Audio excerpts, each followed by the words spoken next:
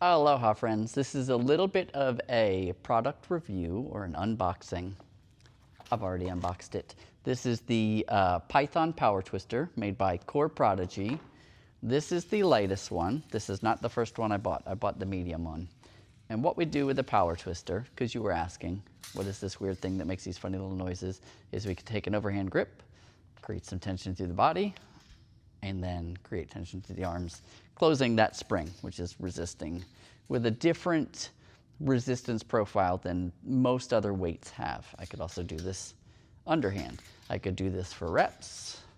I could have a harder one for singles. So where I'm going with this video, this is the lightest one. I like it for pumpy stuff and overhead smaller muscle things. This is the medium. This is the one I got first.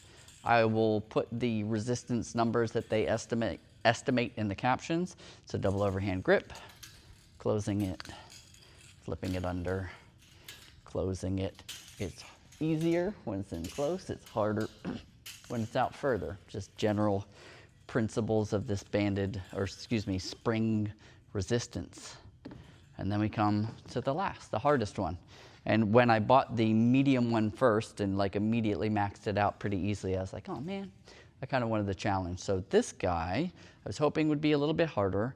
There are different ways to make this harder. I could either just buy a more challenging one, which is gonna have like thicker spring, and it's gonna be longer and thicker, or I could choke up my grips. So this is all the way out to the ends, closing it, and then this is choked up a bit.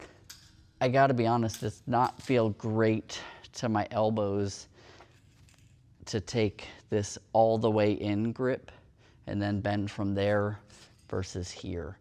It is just very torquey on the wrist, which I may adapt to.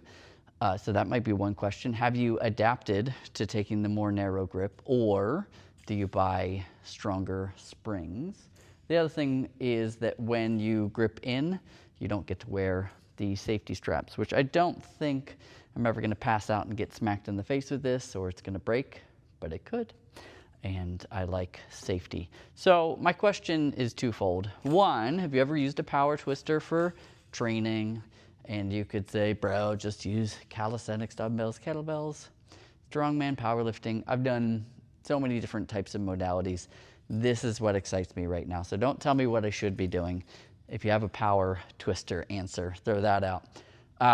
So have you ever trained with a power twister of any resistance, or did you see your dad or granddad have one, or grandma, strong grandmas out there? And then two, if I've already maxed these out, have you maxed yours out, and do you get the Haoying, Haoying? It's a Chinese company that uses German steel. And those are ones I've seen like crazy YouTube challenge videos on. Do you end up getting one of those? Which I might, because I kind of want to feel the challenge of a semi 1 rep max in a band or a bar, and then I want to overcome it. So anyway, those are my questions for you. Tell me in the comments your experience with power twisters, different brands, funny story, chest hairs getting ripped out by the springs, whatever it is. I hope you're having an awesome day. Thanks, friend.